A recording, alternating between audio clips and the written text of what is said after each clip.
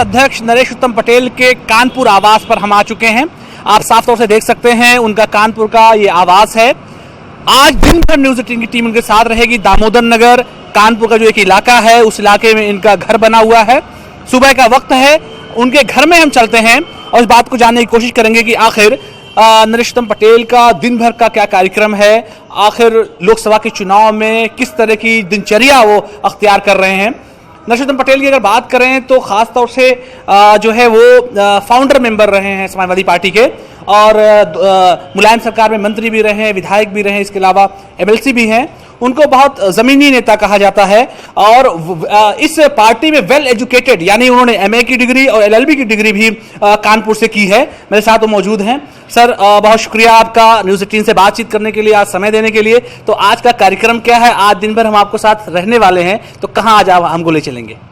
देखिए अलाउद्दीन भाई, आज समाजवादी पार्टी, बहुजन समाज पार्टी, राष्ट्रीय लोकदल के गठबंधन के उम्मीदवार राम कुमार का कानपुर लोकसभा से नामांकन है और मैं कल देवबंद की सहारनपुर की रैली से आया हूं रात में भाग करके।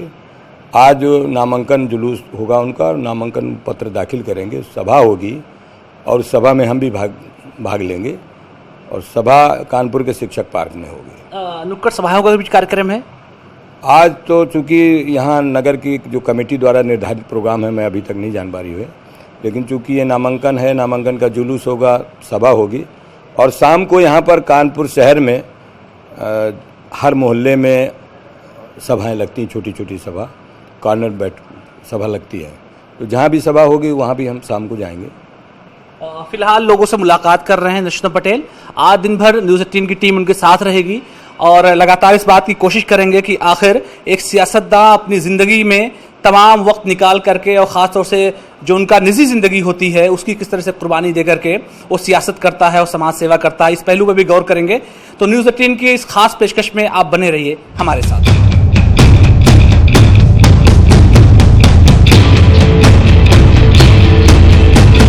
समाजवादी पार्टी के मौजूदा स्टेट प्रेसिडेंट नरेश उत्तम पटेल के घर पर मैं हूँ। नाश्ते का दौर चल रहा है। आइए हम उनसे जान लेते हैं कि आज का शेड्यूल कार्यक्रम क्या है। आज दिन भर न्यूज़ 18 की टीम उनके साथ रहेगी और उस बात को जानने की कोशिश करेगी कि एक सियासतदान की जो ज़िंदगी बाहर लोगों को दिखती है आखिर उसके अंदरूनी हिस्से क्या होते हैं, क्योंकि एक सियासतदान को बहुत सारी कुर्बानियाँ देनी पड़ती हैं, चाहे वो परिवार की हो या घर की हो या ख़ुद की इच्छाओं की हो। फिलहाल नरेश उत्तम पटेल कानपुर का जो उनका आवास है वहाँ पर वो नाश्ता कर रहे हैं। आइए उनसे बात कर लेते हैं। सर, आपकी सियासी सफ़र की अगर बात हम करें तो सियासी सफ़र कब से आपने शुरू किया और आज तक के सफ़र को किस तरह से देखते हैं? देखिए अलाउद्दीन भाई, सबसे पहले आपको मैं नमस्कार करता हूँ और मैं बेहद मुझे खुशी है कि आप मेरे आवास में आए। बहुत अच्छा लग रहा है मुझको कि आप पहली बार मेरे आवास में आए। मैं किन शब्दों में आपका स्वागत करूँ, मेरे पास शब्द नहीं है, क्योंकि आपका स्वभाव और आपके चैनल का भी जो तरीका है वो भी बहुत अच्छा है। सर, सियासत की अगर बात कर लें तो सन 1980 से आपने छात्र जीवन से ही सियासत में कदम रखा था। क्या ऐसा कोई फैमिली बैकग्राउंड था या फिर खुद आपका स्वभाव ऐसा था? आखिर वो कौन चीज़ें थी जो आपको खींच करके सियासत की तरफ लेके आई या समाज सेवा की तरफ लेकर आई? देखिए अलाउद्दीन भाई, हम ग्रामीण क्षेत्र के रहने वाले हैं, गाँव के रहने वाले हैं। हमारे पिताजी एक छोटे किसान थे और वो खेती करके हमको पढ़ाए। कानपुर उन्होंने हमको पढ़ने के लिए भेजा था, लेकिन हमने यहाँ सामाजिक विषमता और पक्षपात देख करके हम 1975 में इमरजेंसी जिस लगी थी उस समय भी हम लोग राजनीति में थोड़ा सा विद्यार्थी होने के नाते हम भाग लिए। जयप्रकाश जी की सभा हमने अटेंड किया। उसके बाद मैं एमए का स्टूडेंट बना 78 में। मेरा माननीय मुलायम सिंह यादव से परिचय हुआ। मुलायम सिंह जी उस समय सहकारिता मंत्री थे, उससे मेरा परिचय हुआ। लेकिन मैं विद्यार्थी था और विद्यार्थी राजनीति में भाग लेता था, क्योंकि सारा जो पक्षपात था वो शिक्षा में विशेष करके था। चाहे वो लड़कों को अंक देने में हो, चाहे उनकी फीस के मामले में हो और चाहे सामाजिक सम्मान देने के मामले में। जो पक्षपात था वो पक्षपात देख करके मैं राजनीति में आया कि इस जब विद्यालय में, महाविद्यालयों में, विश्वविद्यालयों में इस तरीके का पक्षपात होता है तो देश के लोगों के साथ कैसा होता होगा। क्योंकि मेरा किसान बैकग्राउंड था, मैंने अपने पिताजी के साथ खेती किया। खेती की बुआई, जुताई, निकाई, गुड़ाई, मड़ाई सारी चीज़ें हम लोग जानते हैं। और 1978 में एमए किया और 1980 में मैं जब लॉ का स्टूडेंट था तो डीएवी कॉलेज लॉ में मैं छात्र संघ का अध्यक्ष चुना गया। उसी समय समाजवादी आंदोलन से जुड़ा। उस समय लोक दल माननीय मुलायम सिंह यादव जी प्रदेश अध्यक्ष थे और चौधरी चरण सिंह जी किसानों के बड़े नेता थे, देश के पूर्व प्रधानमंत्री थे। हम उनसे जुड़े, माननीय मुलायम सिंह जी का आशीर्वाद मिला, चौधरी चरण सिंह जी का भी आशीर्वाद मिला और हम सीधे किसानों की राजनीति में चले गए अपने जनपद फतेहपुर में। और अपने जनपद फतेहपुर के कोई भी आंदोलन हो, किसानों का, मजदूरों का या पिछड़ी जातियों का, दलित समाज के उत्पीड़न का, उन सारे आंदोलन में मैं भाग लेता रहा। मुझे माननीय मुलायम सिंह जी ने चौधरी चरण सिंह से कह करके, चौधरी साहब राष्ट्रीय अध्यक्ष थे लोकदल के, उन्होंने मुझे टिकट दिलाया और मैं 1985 में, जिस समय इंदिरा गांधी जी की शहादत हुई थी, इंदिरा गांधी जी को मार दिया था लोगों ने, तो एकदम कांग्रेस के पक्ष में लोग खड़े थे। उत्तर प्रदेश के अंदर 83 सीटें कांग्रेस जीती थी और 2 सीटें केवल लोकदल जीता था। एक सीट चौधरी चरण सिंह, दूसरी सीट प्यारे मियाँ एटा से। 83 सीटें जीती। उस समय ये आपका उत्तराखंड भी सेम लगता था। 85 सीट में 83 सीट कांग्रेस जीती। प्रचंड बहुमत था और इंदिरा जी के प्रति लोगों की सद्भावना थी, सिंपैथी थी। बावजूद इसके मैं जिस क्षेत्र से जहानाबाद फतेहपुर से चुनाव लड़ा, मुझे वहाँ के किसानों ने, नौजवानों ने भरपूर सहयोग दिया, प्यार दिया और मुझको वहाँ से एमएलए बना दिया। और एमएलए बना करके मैं जब मैं अपनी बहुत छोटी उम्र में एमएलए बना और मैंने संघर्ष पे लगातार अपना शिरकत किया, भाग लिया और विशेषकर किसानों का, नौजवानों का जो भी आंदोलन हुआ, मैंने ईमानदारी से उसमें भाग लिया और बढ़ा। लगातार मुझे अपने नेता श्री मुलायम सिंह जी का और उसके पहले चौधरी साहब का आशीर्वाद मिलता रहा। और मैं जो पार्टी का कैडर होता है, जो पार्टी का तरीका होता है, नीचे से चलना, मैंने नीचे से शुरुआत की और गांव-गांव में घूम घूम करके किसानों से मिलता था, नौजवानों से मिलता था और अपने पक्ष में, पार्टी के पक्ष में लोगों को जोड़ता था, जिसकी वजह से जब वो सीट कभी नहीं जीता था लोकदल और मुझे जीतने का मौका मिला। आपके जीवन में बड़ी सादगी में देख रहा हूँ, आपके घर पे आया हूँ, उस तरह से कोई दिखावा नहीं, उस तरह से कोई, आजकल के सियासतदान जो हैं बहुत ज़्यादा यकीन उम्र लोग करते हैं कि भौकाल जिसको कहते हैं अपने पूर्वांचल की लैंग्वेज में, लेकिन आपके जीवन में सादगी, ये तमाम चीज़ें कहाँ से आप उठाए या छात्र जीवन से आपने सीखा या फिर जो समाजवाद का जो असली नारा है उसको आप फुलफिल करने के लिए तमाम चीज़ों को फॉलो करते हैं, या कभी इस तरह की इच्छा होती है कि पूरी तरह से इस तरह के हालात बने जिससे आदमी पर एक प्रेशर डालने, एक भौकाल बनाने की ज़रूरत पेश आए? देखिए, हम जब राजनीति में आए थे उस समय कांग्रेस का यहाँ पर राज्य था।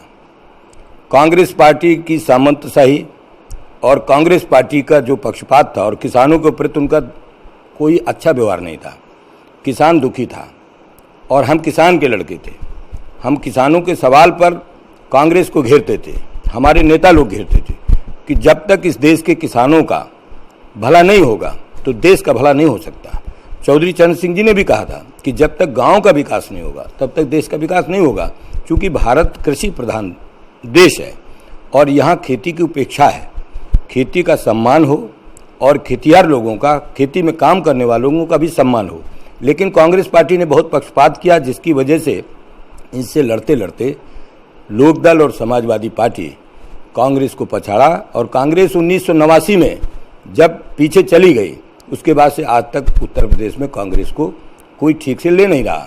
आज भी मैं मतलब कोई वो नहीं कर रहा, लेकिन मैं ये जानता हूँ कि उत्तर प्रदेश में जो काम माननीय अखिलेश यादव जी का है, वो अखिलेश यादव जी का काम यहाँ सराहा जा रहा है, क्योंकि उन्होंने माननीय मुलायम सिंह यादव जी से भी 2 हाथ आगे बढ़कर काम किया है। किसानों का, नौजवानों का, पिछड़ी जातियों का, दलित समाज के लोगों का, अल्पसंख्यक भाइयों को संविधान सम्मत माननीय अखिलेश यादव जी ने काम किया, जिसकी वजह से अखिलेश यादव जी की ग्राह्यता बढ़ी है। पूरे देश के नौजवान और देश के सभी वर्ग के लोग अखिलेश यादव जी जैसे एक युवा नेता को पसंद कर रहे हैं और लगातार माननीय अखिलेश यादव जी की लोकप्रियता बढ़ने से जो आज केंद्र में हुकूमत है, वो हुकूमत के लोग परेशान हैं कि हमको हो सकता है उत्तर प्रदेश से हटना पड़े। मैं चुनाव कैंपेनिंग में भी हूँ और मैं अभी रात में आया हूँ सहारनपुर की देवबंद की रैली से, जहाँ पर समाजवादी पार्टी और बहुजन समाज पार्टी और राष्ट्रीय लोकदल का गठबंधन की संयुक्त पहली रैली थी। और पहली रैली का आपने भी देखा होगा, मीडिया के भाइयों ने दिखाया भी है कि शायद देश की सबसे बड़ी रैली की शुरुआत हुई है। इससे साफ जाहिर होता है कि आने वाले 2019 के चुनाव में उत्तर प्रदेश में समाजवादी पार्टी, बहुजन समाज पार्टी और लोक दल का गठबंधन पूरी तरीके से बीजेपी को यहाँ उखाड़ देगा। दिनचर्या की बात कर लें, सुबह की क्या दिनचर्या आपकी रहती है? और नाश्ते पे हम लोग साथ में थे भी, तो आखिर नरेश उत्तम को वो कौन चीज़ें हैं जो उस तरह का पावर देती है, जो दिन भर वो चलते रहते हैं, स्पीचेस देने रहते हैं, लोगों से मुलाकात करते रहते हैं, नुक्कड़ जनसभाएं करते रहते हैं? तो दर्शक जो है हमारे आपकी दिनचर्या भी जानना चाहते हैं, क्योंकि पर्दे के पीछे की जिंदगी आप लोगों की बहुत कम लोग जानते हैं। देखिए अलाउद्दीन भाई, मैं सबसे पहले अपने माता पिता का धन्यवाद, और उन्हीं का आशीर्वाद है मेरे ऊपर। मेरी माँ और पिताजी बहुत गरीबी से गुजरे और खेती करके हमको पढ़ाया, उनका आशीर्वाद है। और इसी वजह से मैं राजनीति में हूँ कि समाज में अच्छा काम हो, समाज में सबके साथ समान व्यवहार हो, सबको जीने का अधिकार हो। हम लोगों ने पढ़ाई में पढ़ा कि भारत लोकतांत्रिक देश है, यहाँ कोई पक्षपात नहीं होगा, संविधान में सबके साथ समान व्यवहार का एक कानून है। लेकिन लगातार हम बच्चे थे, विद्यार्थी जीवन में आए, उसके बाद राजनीति में आए, जो हम पक्षपात देखते थे वो पक्षपात और ज़्यादा उग्र हुआ है। इस देश के अंदर तमाम ऐसे लोग हैं जो दूसरे समाज को चिढ़ाते हैं, उनका शोषण करते हैं, उनका उत्पीड़न करते हैं, ऐसी बातें करते हैं जो इस देश के लिए मरे खपे, उनके पुरखे मरे खपे, उनके बच्चों के साथ, उनके लोगों के साथ इस तरीके की भाषा का इस्तेमाल होना हम जैसे नौजवानों के लिए बहुत ही दुर्भाग्य की बात है। और मैं अपने राजनीतिक जीवन की शुरुआत माँ के आशीर्वाद से, पिता के आशीर्वाद से, और मेरे मामा थे, वो हिंदी, उर्दू, अंग्रेजी और संस्कृत, फारसी 5 भाषाओं के विद्वान थे। उनको सुन करके मैं राजनीति में आया। मेरी दिनचर्या जब मैं पढ़ता था तब 4 बजे उठना, पढ़ना और खेती का काम कराना। उसके बाद जब राजनीति में आया 4 बजे उठना, घर का काम करना और सड़क पर टहलना, व्यायाम करना, उसके बाद घर आना। घर आने के बाद जो भी नाश्ता मिलता है, और ख़ास करके ग्रामीण परिवेश के, तो हम लोगों को वही नाश्ता ज़्यादा अच्छा लगता है जो गांव में बनाया, क्योंकि उसमें शुद्धता ज़्यादा है। शुद्धता की वजह से या बचपन में जो खा रहे हैं उसकी वजह से वो नाश्ता करके हम बैठते हैं। जो लोग हमारे पास आते हैं, जितनी हमारी सामर्थ्य है उनसे हम उनकी बात करके जो भी हम मतलब उनका हल कर सकते हैं करते हैं, उनके साथ अच्छा व्यवहार करते हैं। और अच्छा व्यवहार करके हम चाहते हैं कि सबको सम्मान मिले और कोई आदमी यहाँ का दुखी न रहे, सब लोग सुखी हों और समृद्ध हों, मजबूत हों, ये चाहते हैं। यही परिकल्पना लेकर के मैं राजनीति में आया था और मैं सौभाग्यशाली हूँ कि मुझे मुलायम सिंह मिले और उससे भी अच्छा माननीय अखिलेश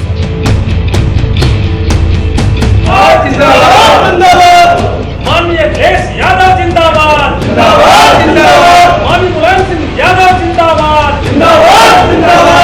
नरेश उत्तम पटेल जी से बहुत सारे लोग मुलाकात के लिए यहाँ आए हुए हैं। वो लगातार लोगों से मुलाकात कर रहे हैं, इसमें पार्टी के पदाधिकारी और कानपुर के आसपास के लोग रहने वाले हैं। अब नरेश उत्तम पटेल जी के साथ हम लोग उनके घर से निकलेंगे और सीधे जनसभा स्थल के लिए चलेंगे। आज दिन भर उनके साथ रहेंगे और पूरी तरह से बात को जानने की कोशिश करेंगे कि किस तरह का उनकी जो है दिन भर का कार्यक्रम क्या है, कैसे लोगों से मुलाकात कर रहे हैं और लोकसभा चुनाव में किस तरह से पार्टी को बेहतर स्थिति में पहुँचाने की कोशिश कर रहे हैं। नरेश उत्तम जिंदाबाद, नरेश उत्तम जिंदाबाद, नरेश यादव जिंदाबाद, नरेश यादव से हम नरेश उत्तम पटेल जी के साथ निकल चुके हैं सभा स्थल की तरफ। यहाँ का शिक्षक पार्क है, वहाँ पर सभा होनी है, वहाँ उनको शामिल होना है। साथ में समाजवादी पार्टी के जो समर्थक हैं उनका काफिला भी है। आइए उनसे बात कर लेते हैं। सर, जिस तरह का माहौल है पूरे उत्तर प्रदेश में, देश में, क्या लोगों से अपील करेंगे और क्या कहेंगे लोगों से, वो लोग गठबंधन को वोट क्यों करें? देखिए, 5 वर्ष के अंदर भारतीय जनता पार्टी से जनता बेहद ऊब चुकी है। किसान निराश है क्योंकि उनकी फसलों का मूल्य नहीं मिल रहा है। अगर वो अपना मूल्य करने का मांगने जाते हैं तो उन्हें लाठियों से मारा जाता है, मुकदमे लगा दिए जाते हैं, आंसू गैस के गोले छोड़े जाते हैं। किसान पूरी तरीके से इस सरकार से नाराज है और सरकार ने बनने के पहले कहा था कि हम स्वामीनाथन आयोग की रिपोर्ट लागू करेंगे। लेकिन बीजेपी के नरेंद्र मोदी जी ने स्वामीनाथन आयोग की रिपोर्ट को बिल्कुल बंद डब्बे में रख दिया।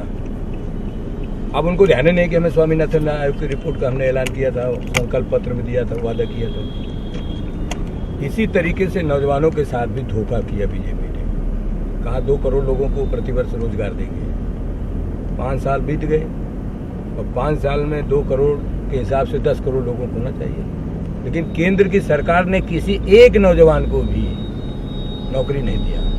कहना है कि बीजेपी ने कहा स्वदेशी लाएंगे, लेकिन बीजेपी स्वदेशी छोड़ करके विदेशी अपना रही है, विदेशों से सामान आयात करा रहे हैं। पिछले साल मैंने आंकड़ा पढ़ा था कि बीजेपी ने 4,28,000 करोड़ 4,28,000 करोड़ का केवल चाइना से इंपोर्ट किया है। तो जब चाइना से आप छोटे छोटे मतलब सामान मंगाएंगे तो भारत का और उत्तर प्रदेश के जो कुटीर उद्योग हैं वो सब तो बंद हो गए।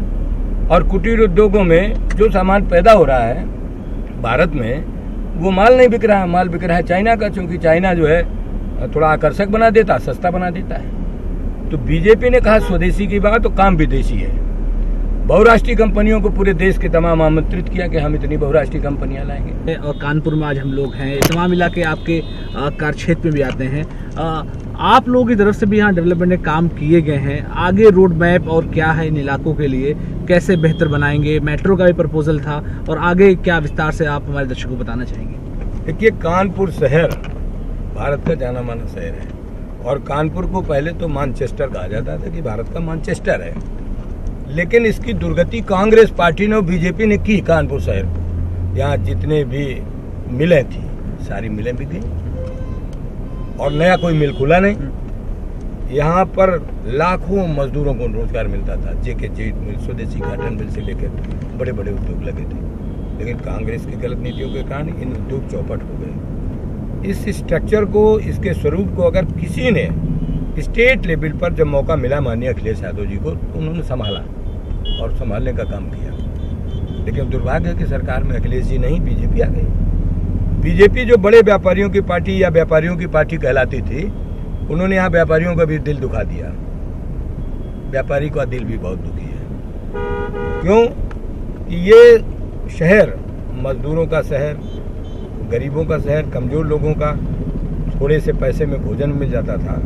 लेकिन बीजेपी ने ऐसी व्यवस्था कर दी जिससे यहाँ से गरीब आदमी पलायन करता जा रहा है, कहीं दूसरे शहर में जा रहा है अपने रोजगार करने के लिए, या ग्रामीण क्षेत्र में भाग जा रहा है बेचारा अपने जीवन जीने के लिए। तो सरकार का ध्यान विकास पर नहीं। विकास का मतलब जो लोगों को रोजगार का बात, कोई ध्यान नहीं है। हवा हवाई बातें करना और वो काम करना जिससे बड़े उद्योगपतियों का लाभ हो जाए। कि सर जो है गठबंधन की साझा रैलियां शुरू हो गई हैं। अब वो क्या लगता है कि आप लोग कितनी सीटों पे जीतने जा रहे हैं, और देश में क्या नया प्रधानमंत्री बनने वाला है? देखिए, मैं पिछले 3 महीने से 60 लोकसभाओं में गया हूँ। 60 लोकसभाओं का हमने दौरा किया है, अपने बूथ स्तर के संगठन को भी समीक्षा की है और जनता की भी नब्ज टटोली है। जो माननीय अखिलेश यादव जी ने बहुजन समाज पार्टी के साथ गठबंधन किया है, राष्ट्रीय लोक दल को भी मिला है, इस गठबंधन से जनता बेहद खुश है। क्योंकि अखिलेश जी या बहन जी मायावती जी, इन्होंने काम किया, इनका काम दिखता भी है, ये नहीं कि दिखता नहीं। चाहे लखनऊ के स्वरूप का हो, चाहे पूरे प्रदेश के सड़कों का मामला हो, चाहे अस्पतालों का हो, चाहे शिक्षा संस्थानों का, इनका काम बोल रहा है, काम दिख रहा है। लेकिन बीजेपी ने कोई काम ही नहीं किया, कोई काम नहीं किया। एक काम मैंने शुरुआत से आपसे कहा कि राम भक्त की बात कही थी, उस पर जो बात माननीय मुलायम सिंह यादव जी ने 90 में कहा था कि भाई इसका समझौते से हल निकालो, या माननीय उच्च न्यायालय सर्वोच्च न्यायालय की बात मान लो, तब ये बीजेपी वाले उपद्रव करते थे, दंगा फसाद करते थे। नहीं, हम ऐसा करेंगे। माननीय मुलायम सिंह यादव जी ने यही तो कहा था भाई संविधान में जो व्यवस्था है उसके आधार पर काम होना चाहिए। लेकिन बीजेपी ने दंगा फैलाया, पूरे देश में तहस नहस कर दिया, राष्ट्रीय संपत्ति को नुकसान किया, और आज फिर वहीं पर हम खड़े हैं कि अब समझौते के लिए माननीय सर्वोच्च न्यायालय के द्वारा पंच चुने जा रहे हैं। जनता से, अपने वोटर से कि वोट परसेंटेज जो बढ़ाएं और घरों से निकलें, आखिरी सवाल है कि क्या अपील करना चाहेंगे? जनता से हमारी अपील है कि जनता समाजवादी पार्टी के नेता श्री अखिलेश यादव जी, बहुजन समाज पार्टी की नेता बहन हमारी मायावती जी, और हमारे जो गठबंधन के दल हैं, उन दलों के उम्मीदवारों को अपना वोट दें, अपना आशीर्वाद दें। जिससे भारत का लोकतंत्र मजबूत हो और संविधान के अनुरूप काम होना शुरू हो। संविधान के अनुरूप काम होगा तो ये देश विकास करेगा। सिलसिला जारी रहेगा न्यूज़ 18 पर नरेश पटेल जी के साथ चलने का। थोड़ी देर में हम जनसभा में पहुंचने वाले हैं, वहां पर एक बड़ी रैली को संबोधित करेंगे। साथ ही आज कानपुर से जो गठबंधन के घोषित प्रत्याशी हैं वो अपना नामांकन दाखिल करेंगे, उसमें भी नरेश पटेल मौजूद रहेंगे। इसके बाद छोटी छोटी सभाओं में समाजवादी पार्टी और गठबंधन के वोट की अपील को लेकर के उन तमाम लोगों के बीच में जाएंगे। तो आप हमारे साथ बने रहिए, आप देखते रहिए हमारी खास पेशकश न्यूज़ 18 पर। उत्तम जिंदाबाद जिंदाबाद जिंदाबाद, अखिलेश यादव जिंदाबाद जिंदाबाद जिंदाबाद। नारा लगाओ जोरों से, देश बचाओ जोरों से, नारा लगाओ जोरों से, देश बचाओ जोरों से, नारा लगाओ जोरों से, देश बचाओ जोरों से। सपा प्रदेश अध्यक्ष नरेश पटेल के साथ जो सुबह 8 बजे का सफर हमारा शुरू हुआ था, अब वो कानपुर कचहरी में आ गया है। वो नामांकन के लिए यहाँ पर आए हुए हैं। करीब दोपहर 1 बजे का वक्त हो रहा है। नामांकन के लिए प्रत्याशी अंदर गए हैं, सैकड़ों की तादाद में कार्यकर्ता भी उनके साथ आइए बात कर लें। सर जी जी जी जी सर, नामांकन यहाँ चल रहा है, सैकड़ों की तादाद में सपा बसपा के कार्यकर्ता हैं, क्या कहेंगे आप? देखिए, समाजवादी पार्टी, बहुजन समाज पार्टी, राष्ट्रीय लोकदल के जो हमारे गठबंधन के उम्मीदवार हैं राम कुमार जी, आज उनका नामांकन हुआ है और यहाँ पर हजारों की तादाद पर समाजवादी पार्टी, बहुजन समाज पार्टी, गठबंधन के सारे कार्यकर्ता हैं और यहाँ के बुद्धिजीवियों का, यहाँ श्रमजीवियों का लगातार समर्थन इस गठबंधन को मिल रहा है, जिससे पहली बार यहाँ कानपुर के इतिहास में परिवर्तन होगा और यहाँ से भाजपा हटेगी। जिस तरह के हालात हैं सर पूरे देश में, आप लोग गठबंधन किए, क्या लगता है कि कितनी सीटें आप लोग जीत रहे हैं? देखिए, उत्तर प्रदेश में 80 सीटें हैं। 2 सीटें हमने कांग्रेस के सोनिया गांधी और राहुल गांधी के लिए पॉलिटिकल कल्चर को निभाते हुए उनके लिए सीट छोड़ी है। 78 सीटों पर समाजवादी पार्टी, बहुजन समाज पार्टी और राष्ट्रीय लोकदल चुनाव लड़ रहा है। सारी सीटें हमारा गठबंधन चुनाव जीतेगा, क्योंकि माननीय अखिलेश यादव जी के काम अच्छे हैं। बहन जी के पूरे जो दलित समाज के लोग हैं, जो उनके पार्टी के लोग हैं, सारे लोग मनोवेग से इस सीट पर हमारी मदद कर रहे हैं। और बगल की सीट में जो हमारी अकबरपुर रनिया है, वहाँ पर बहुजन समाज पार्टी के प्रत्याशी, हम सब उनकी मदद कर रहे हैं। और ये हमारी दोनों सीटें कानपुर की समाजवादी पार्टी, बहुजन समाज पार्टी के गठबंधन के प्रत्याशी को मिलेगी। समाजवादी पार्टी के स्टेट प्रेसिडेंट नरेश पटेल के साथ न्यूज़ 18 का आज के दिन का सफर पूरा हुआ। आज दिन भर उन्होंने कई सारी जनसभाओं को संबोधित किया, साथ में नुक्कड़ सभाएं की और 2019 में गठबंधन को जिताने की अपील की। आज का दिन यहीं खत्म हुआ। नरेश पटेल अपने दूसरे गंतव्य की ओर निकल रहे हैं और न्यूज़ 18 की टीम अपनी जिम्मेदारी को पूरा करते हुए अब लखनऊ की तरफ जा रही है। आपका और आपके चैनल का बहुत बहुत धन्यवाद अलाउद्दीन साहब। आपका व्यवहार, आपके चैनल की लोकप्रियता और बढ़े, ये हमारी शुभकामना है। धन्यवाद सर।